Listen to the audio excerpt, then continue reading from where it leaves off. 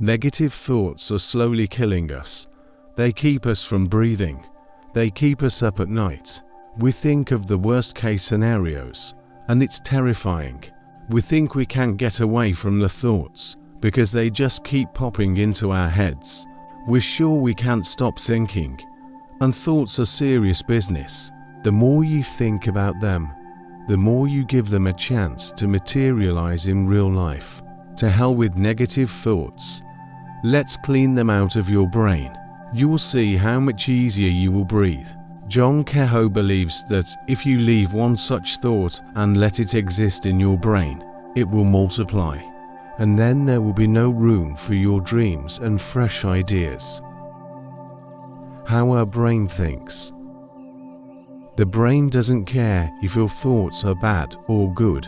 It's just a machine that processes everything that comes in, and it makes a huge difference to ourselves whether the thoughts we pay attention to are positive or negative. The quality of our life depends on it, and what exactly will happen to us in the future directly depends on our thoughts. It is very important to realize that you and your mind are not the same thing. It's hard to accept, but you are not your mind. It is only a part of who you really are. Your mind is the great deceiver, because our mind is constantly trying to deceive us. It fools us, limits us, whispers negative thoughts to us. If you convince yourself that you are your mind, you will immediately begin to believe every thought that comes in, including the negative ones. But we are not our mind.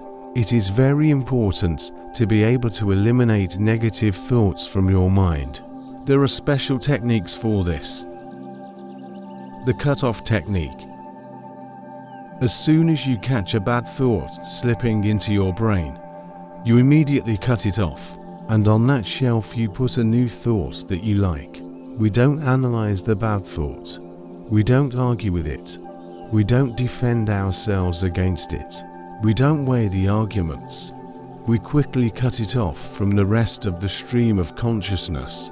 You should do this as soon as such a thought appears in your head. For example, you suddenly think that the future is vague and nothing good will happen to you. Bang, and you cross out this thought and put in its place the thought that you have beautiful children, or a good job, or a cozy apartment, or a cheerful neighbor. Anything at all. Fill that empty space in your brain with positivity. Label the thought. You can use another tactic.